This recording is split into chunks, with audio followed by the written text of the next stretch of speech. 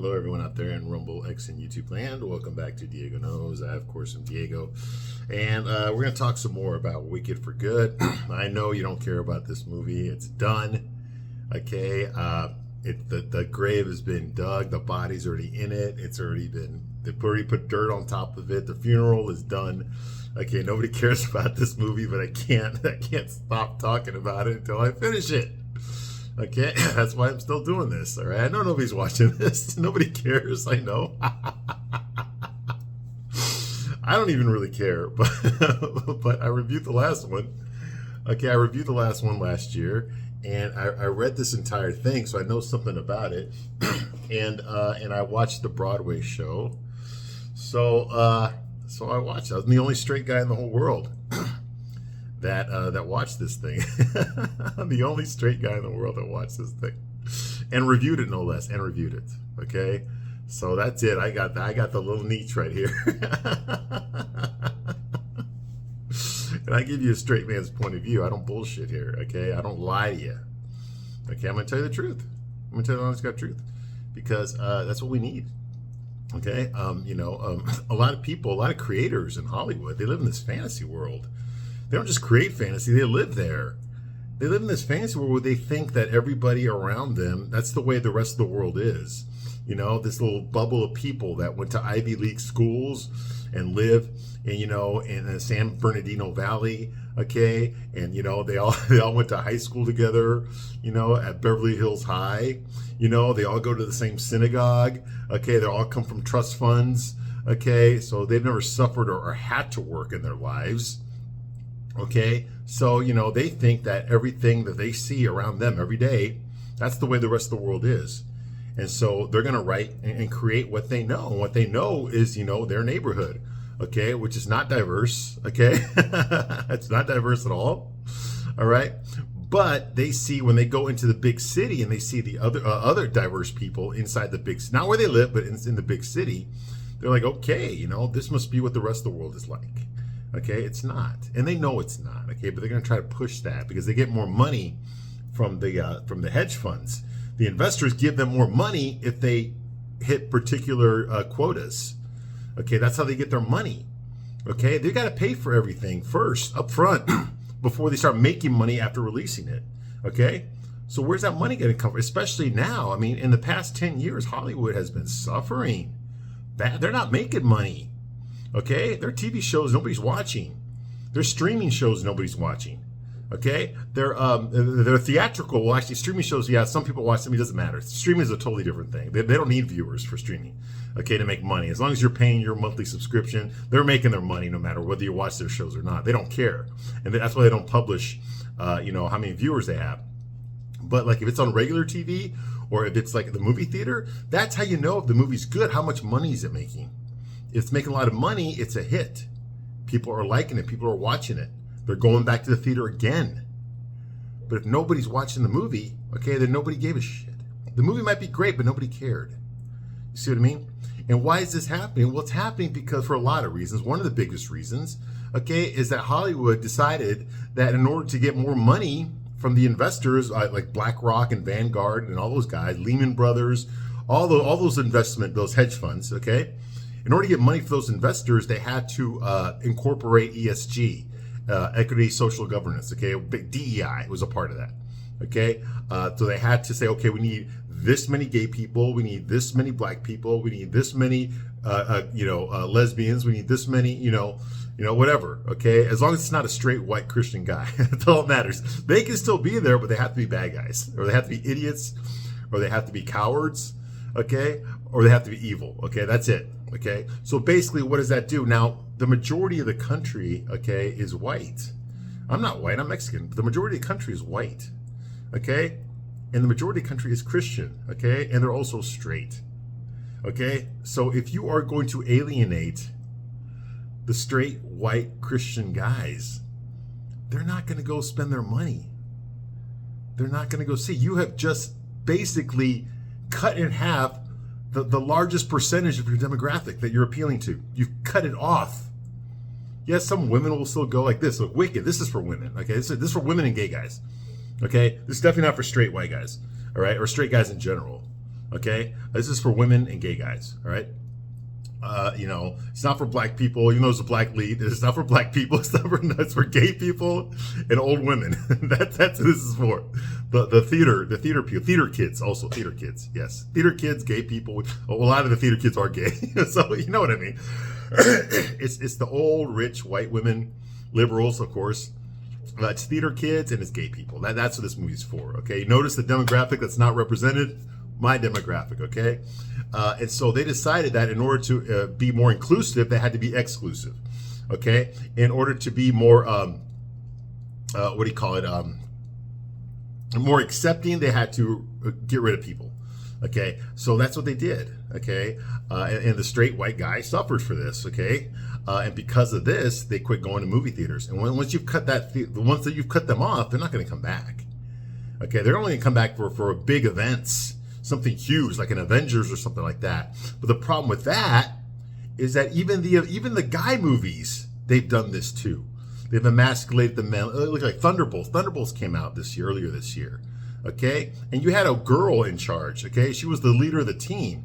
You had like the fake Black Widow. It was like Black Widow's little sister is the new Black Widow. Because remember, Scarlett Johansson's character died in Avengers Endgame.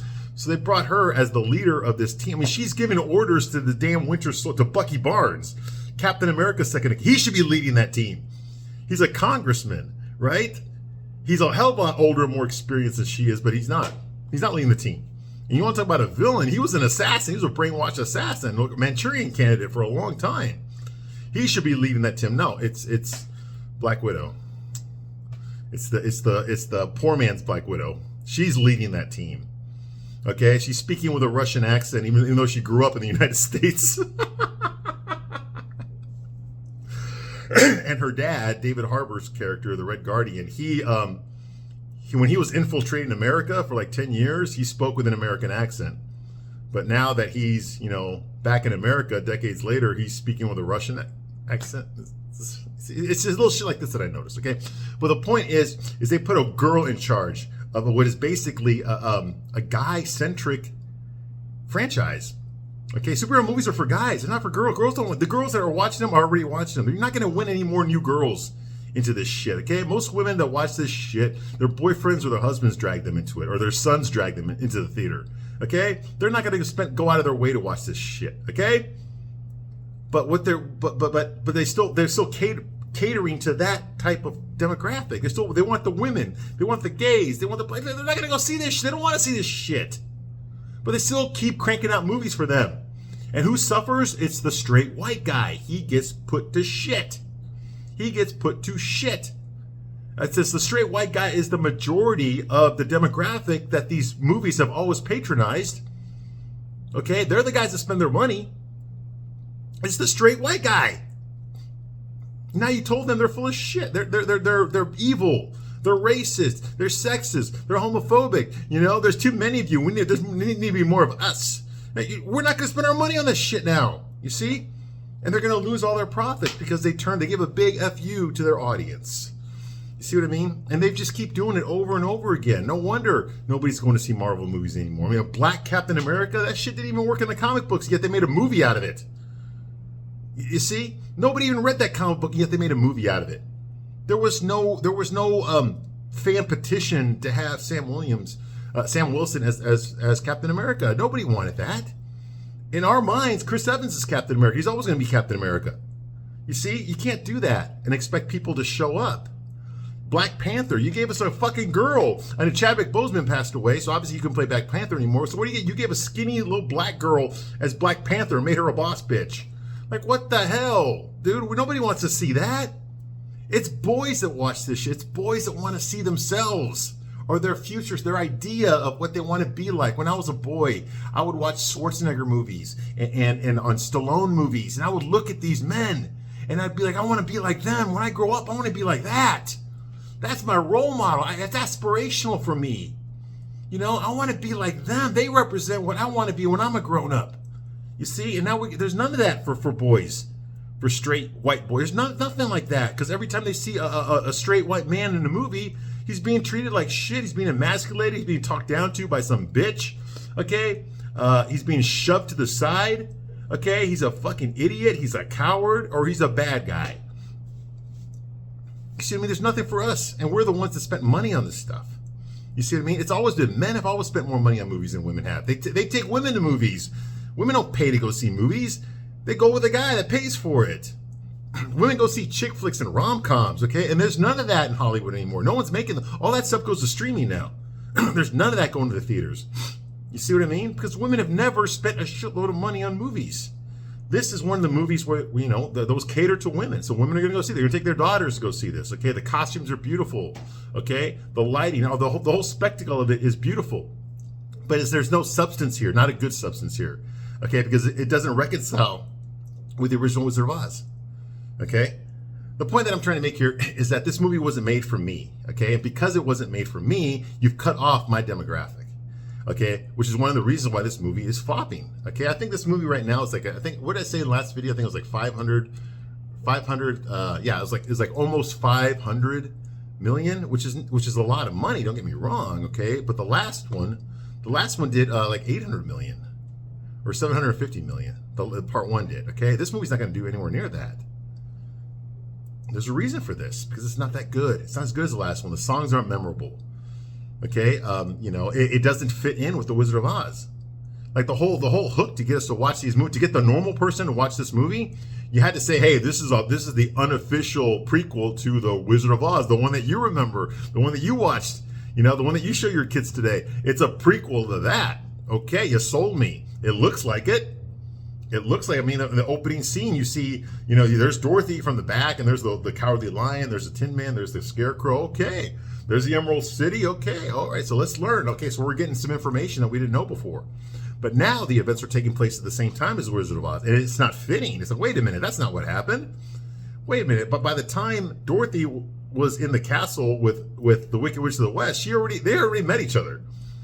She'd already threatened her several times, tried to kill her on the way on the Yellow Brick Road. All right, so I mean, they had already had a well-established animosity. Okay, by the time Dorothy confronts her in her castle. Okay, but in this movie, the first time they meet is in the castle at the end, right before she dies. Like, this is ridiculous. This isn't what happened. Where are the Cossacks? Where are the guards that the witch had? Okay, Glinda clearly had powers. Okay, she formed a bubble with her magical powers. She didn't need a machine to do it. Okay, also, Glinda was like in her 40s or 50s. Okay, this Glinda is like in her early 30s. You know, there's a big difference. You know, just things like that. They don't make sense. Okay, the Wicked Witch of the West was played by a white woman, Margaret Hamilton, in the original movie. Okay, and she owns that character. This isn't even that character. This is Elphaba, a black woman, a trans woman, a non-binary trans piece of shit. Okay, don't get me wrong. She did a great job in this movie, and the last one too. She's incredible as this character Elphaba. I understand why they hired her. I get it. She's incredible. She really is good. She's very talented. I know I make fun of her all the time. She's ugly, you know, and she's crazy. You know, she's always crying in interviews like an idiot. Okay, you know, and they're casting her as Jesus Christ Superstar on Broadway. Yes, she's Jesus Christ on Broadway. Okay, but she is talented in this role, but she's not playing the Wicked Witch of the West. She's playing Elphaba, and that's a totally different character. Okay, and I think that turned off a lot of people. They wanted to see the Wicked Witch of the West. They wanted to see, okay, so she did do all those things in the Wizard of Oz. She is come across as evil, but now that I know her backstory, I understand her more. I get it now. I get why she treated Dorothy that way. I get why she was acting that way, because an injustice was done to her, and she's just reacting to that. This is her way of coping with all the horrible things that have happened to her in her life. I get that, all right? But that's not this character. That's not the character of Elphaba. Elphaba was never a malicious person. She was never a malevolent person. She was never really wicked, okay? So how is Dorothy going to believe that she's wicked when she's not? She's never really acted wicked at all. She looked wicked because she's ugly, green skin and everything, and she dresses like, you know, the way she dresses, you know, with a hat and everything. But she's not evil. You see what I mean? And they can't. There's no way Dorothy would ever think that this woman was evil.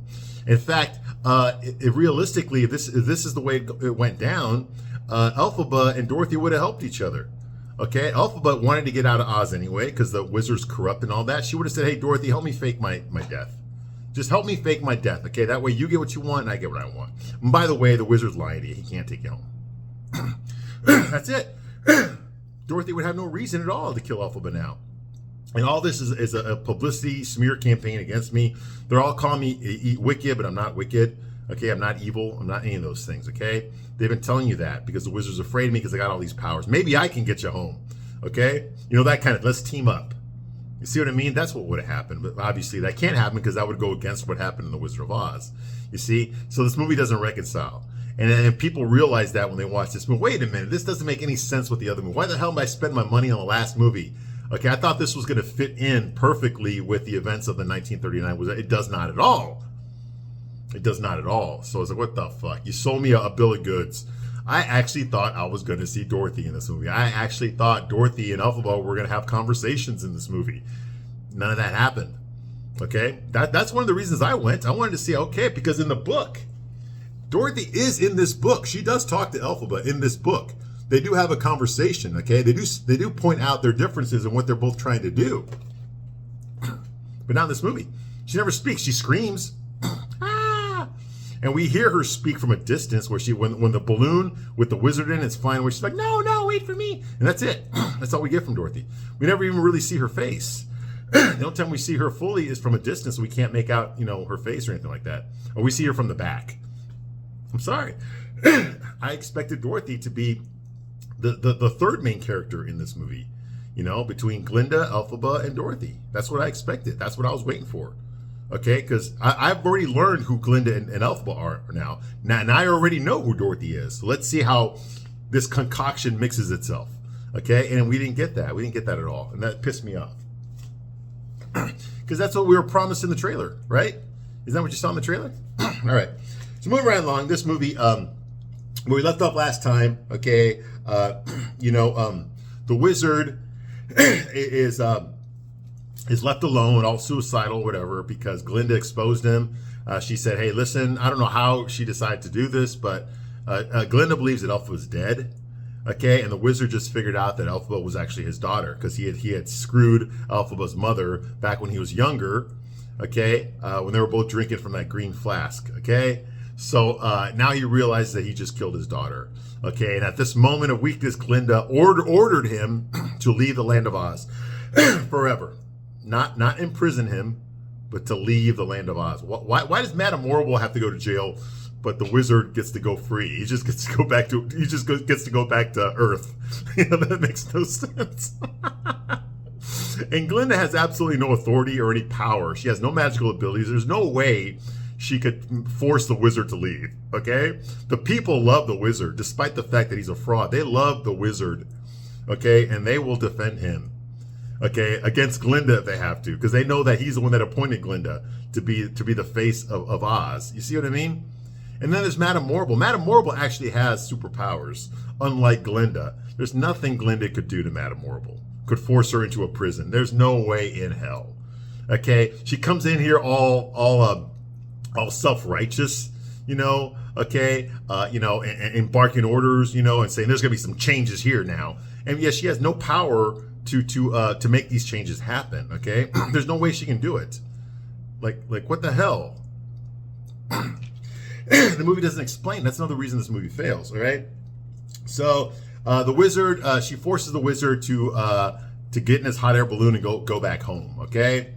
Okay, not because he promised Dorothy he would take her home because he has no powers. He's going to have to physically take her home himself in his hot air balloon. No, it's because Glinda forced him to do it because she found out his secret. This is stupid. This makes no sense. All right, next thing, Glinda visits Madame Morrible. Okay, after she visits the wizard, she goes see Madame Morrible and she orders Madame Morrible to look outside her balcony and look what's going on, okay? So Morrible goes out there with Glinda and she sees this, okay? She sees a crowd of people there, Emerald City. She sees Dorothy, the Tin Man, all that kind of stuff. And she sees the wizard, Oscar Diggs, that's his real name, get inside his Omaha, Nebraska hot air balloon, and it's flying. It's starting to fly away. And Dorothy's screaming at him, no, wait for me, I want to go home. That kind of, it's basically what we saw in the original Wizard of Oz movie. Because remember, Dorothy had to stop for some reason, and the hot air balloon took off, and the wizard couldn't make it come back because he didn't understand how it works. Remember that? That was very funny in the original movie. Okay, so Dorothy missed her ride on the hot air balloon. And hence, Glinda had to show up and teach her and tell her, hey, all you had to do was click your heels 3 times and you would have gone home. Oh my God. Okay. Well, Madame Morrible's watching this happen. Okay. And Glinda's going like, oh, that Dorothy girl, the drama never stops with her. Oh my God, By the way, Madame Morrible, she tells her all this stuff here, blah, blah, blah. Okay, Dorothy's screaming, yeah, don't leave without us, please. I want to go home. Blah, blah. Glinda smiles at Dorothy's hopeless predicament. Yeah, she's actually smiling that Dorothy's stuck in the land of Oz. That everybody lied to her, including Glinda.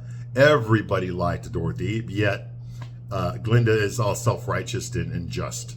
All right? All right, everybody. The Tin Man, the Scarecrow, the Cowardly Lion, everybody. Okay, the Wizard. Okay, they all lied to Dorothy. They all manipulated her. Elphaba lied to Dorothy. Glinda lied to Dorothy. Everybody lied to her. Nobody told her the truth. And yet Elpha's supposed to be the victim in these movies. All right. So for some reason, Madame Morrible just shits her pants now. Now she's scared of Glinda. How? Madame Morrible can create tornadoes that can kill you. Okay, she can manipulate the weather. Okay, but Glinda has no powers at all. None. And yet now, all of a sudden, Madame Morrible, for no reason at all, nothing is explained, she automatically is scared of Glinda. And she starts groveling to Glinda. Oh, can't you forgive me? Blah, blah, It makes no sense. Right? She starts groveling to Glinda. If you can explain to me why Madame Morrible all of a sudden became afraid of Glinda, please explain to me in the comments, because I don't know. I have no idea. Okay, she has Glinda to forgive her now that she sees how truly good Glinda is. And why is she groveling? Like I said, she's more powerful than Glinda. So why the fuck is she groveling to her? Glinda says, I'm not good. At least not yet. Okay? But lucky you'll have the first pick of cages to live in. Blah, blah, blah. That kind of thing. It's just very condescending, sarcastic to her. But in my opinion, she's like, in my opinion, I don't think you have what it takes to make it as a prisoner. I hope you prove me wrong, but I doubt you will. Like that. These are the exact same words that Madame Morrible told Glinda back at Shiz Academy at the university they were at. Because Glinda wanted to be a sorcerer. She wanted to be part of the magic program. She wanted Madame Morrible, who's a professor of magic, to teach her magic. But instead, Madame Morrible accepted Elphaba, not Glinda. Okay? And Glinda was pissed off at this. So Elphaba tried to help out Glinda and say, okay, listen, I will join your magic program, but you have to accept my friend Glinda as well, or else I ain't going to do it. So Madame Morrible reluctantly agreed because Elphaba actually did have magical powers. Sorry. And that's why Morrible wanted Elphaba so bad. So Madame Morrible reluctantly agreed to take on Glinda as a student. And those are the exact words she told her. He says, okay, you report to me, blah, blah. I don't think you have what it takes to be a wizard. I hope you prove me wrong, but I doubt you will. And she said it exactly like that. So this is Glinda's revenge by giving Morrible the same speech that Morrible gave her in the last movie. Okay. So that's going on here, okay. The monkeys, the blue flying monkeys show up automatically. They obey Glinda now for some reason. Okay, and they grab Madame Morrible and they fly her out the window, out the balcony. I guess to put her in a cage, all right? And Madame Morrible, who has weather powers, does nothing about it. She just, when the fuck did that happen? When the hell did Madame Morrible become helpless? She was never helpless before. She could always fight. This is ridiculous. Okay, anyway. The monkeys grab her and fly her away, screaming. Okay, and why doesn't she defend herself? Okay, why does she and the wizard just bend over and take it up the ass for Glinda? Why the hell did they both fold just like that? They both caved in just like that. Once Glinda showed up all angry, the wizard shit himself and immediately obeyed her, and then Madame Morrible shits herself and immediately obeys her. This is ridiculous. When the fuck did Glinda become so powerful? How did this happen? It's not explained. Someone explain to me why they're intimidated by Glinda all of a sudden. She's still the same fucking person she was before. She's just angrier. Okay? Anyway, Glinda then walks into her pink room in her apartment, I guess, and puts her crown on, her actual big crown. She puts it on and admires herself in the mirror, because that's what she mostly does. She admires herself, okay, in the mirror, and then she grabs her wand, which doesn't work. It's just for show, all right? And she rides away in her flying bubble machine. Yes, she rides away in her flying bubble machine, okay? So let's see here. She sentenced the wizard and Madame Morrible for not being honest, okay? So she basically convicted them because they're liars. They've been lying to the land of Oz. They've been lying to her. They've been lying to Elphaba. They've been lying to everybody. So she sentenced the wizard, okay, to exile, and she sentenced Madame Morrible to prison for not being honest. But she is going to continue to bullshit the people in Oz, in the Emerald City, that she's a good witch with magical abilities. Okay, so she punished the wizard and Madame Morrible, okay, for lying to everybody. Meanwhile, Glinda is going to continue to lie to everybody. She's going to tell everybody that she's going to convince everybody that she has powers. That's why she got her wand. That's why she got her bubble machine, because she's making it with her magic. Okay, and she's going to pretend that she has magical. So she's going to continue to bullshit everybody. But the wizard and Madame Morrible are no longer allowed to.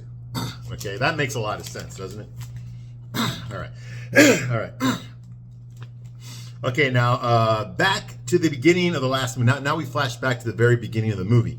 Now, when this movie first opened up in part 1, the first thing we saw some radio. We listened to a radio broadcast that the Wicked Witch of the West was dead, and we see a puddle of water in a castle, and we see the witch's broomstick hat, okay, on top of a puddle of water. Then we go out the window, we see someone on a horseback, someone with a hood on and a cape, riding on a horseback, and then as we keep going, the camera keeps going forward over a rain, waterfalls and stuff, over a rain, and we see monkeys in the air, flying monkeys, over a rainbow. Down there on a yellow brick road, from a distance, we see the Scarecrow, the Tin Man, the Cowardly Lion, and Dorothy. And Dorothy is clearly, and Toto. And Dorothy's clearly holding a broomstick in her hand. And they're walking towards the Emerald City, okay? Well, I always thought that person on a horseback that we saw riding, I thought that was Elphaba. Okay, because by this time, I had seen the Broadway show on YouTube.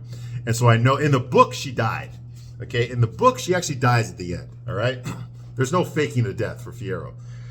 But in the Broadway show, she faked her death. So I was thinking that the person on the horseback was Elphaba. Okay? Turns out not. Okay, that was actually Glinda. All right. So we see all that, okay? Okay, where everyone in Munchkin Land is happy. Okay? Everyone in Munchkin Land is happy now. Okay, that the Wicked Witch is dead. They're all celebrating. They have a big wooden pyre in the shape of Elphaba with her broomstick hat and everything. And of course, it's actually Glinda is actually the one that lights it on fire. So they burn Elphaba in effigy.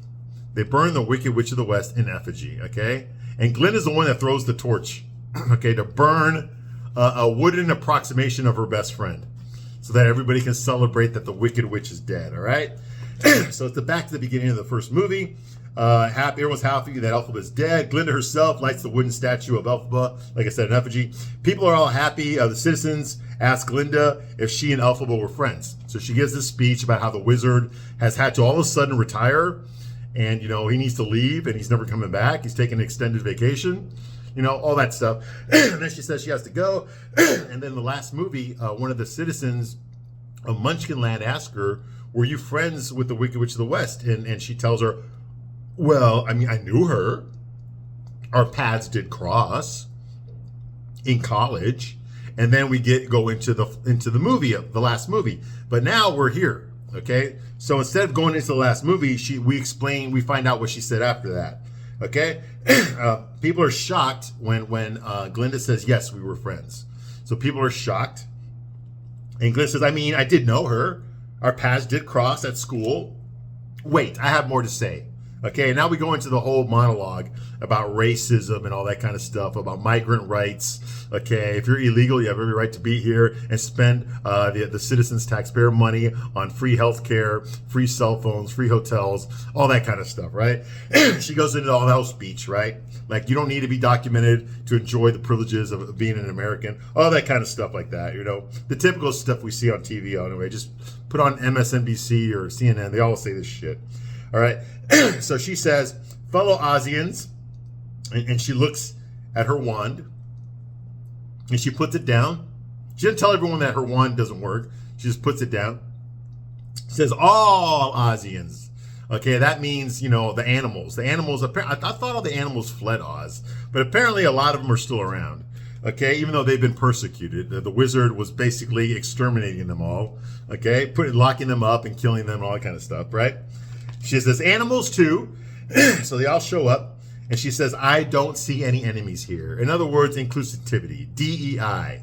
Okay, the animals should have the same rights as people. Okay? Okay, she says, we have been through a frightening time and more will come. If you'll let me, I'd like to try to help and change things. I want to be Glinda the Good, okay? So Glinda's just selfish, okay? She wants everybody to worship her. She wants everybody to love her, okay? She wants everybody to see her as this good person, even though she already told Madame Morrible that I'm not good, okay? And she's not, I mean, she's not evil, but she's not good, okay? She did treat Elphaba like shit, but then she felt bad about it, okay? She did love Elphaba. They were best friends, but at the same time, Glinda was working with and colluding with the people that were trying to hunt her down and kill her. Okay? So it's hard to be a best friend when you're on the side that's openly trying to kill you and smear your good name. You see what I mean? So it's hard to see them as best friends. A best friend would never do that. A best friend would never work for the people that are trying to kill her best friend, that are trying to humiliate her, that are trying to make everyone think that she's evil, to smear her. You see what I mean? It makes no sense. Okay, so Glinda is not good. She's lying. She's lying right now. Everybody thinks that she has magical powers when she does not. She's going to continue to lie to everybody, to think that she's more powerful than she really is. Does that sound like a good person? No, not at all. Okay? So everyone cheers. The animals are there. Dulcibert is there. Dulcibert is this big bear that raised Elphaba since she was a baby. Okay, and they all come back to Oz from wherever the hell they went to. We don't know. We see them come out of the cave that was dug through the Yellow Brick Road, but we don't know where the hell they were during all this time. Okay, but they come back. Okay, Shen Shen and Fanny. Shen Shen is the big fat white girl, the body positive white girl that was making fun of Elphaba, that was trying to become really good friends with Glinda. And then her gay friend, Fanny. Yes, Fanny, that's his name. He's that Asian guy that's a queer. Okay, him and Shen Shen, they opened the gates and let the animals in. So from one moment they went to, like throwing animals into gas chambers and concentration camps, and now they're like, oh yeah, come on in. None of that matters anymore. Come on in. We're still friends here. That kind of, what the hell is this? All right. So okay, so where the hell they came back. All right. They open the gates for the animals. Okay, and we see Dr. Dillamon smile, but he doesn't speak.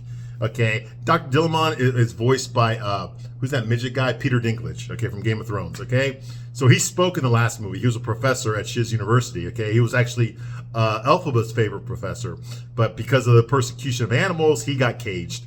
And when Elphaba saw him locked up at the Emerald City Tower, he couldn't speak anymore. He was just like a regular goat. Okay, that's one of the reasons that that Elphaba turned against the wizard, because she had joined him, but now she turned against him because of he was still persecuting animals. Okay, well now Dr. Dillamon is free, but apparently he doesn't talk anymore. I guess they didn't want to pay Peter Dinklage for this movie, so he only spoke in the last movie. All right, that's going on here. Glinda stares, okay, at the burning effigy of Elphaba, just like looking at it, okay, because she was a part of that whole thing. Okay. All right, I'm going to stop my review right here, but I'll be back to finish my review of Wicked for Good. I thank you very much for watching this long, and I'll see you soon on the next one. Bye.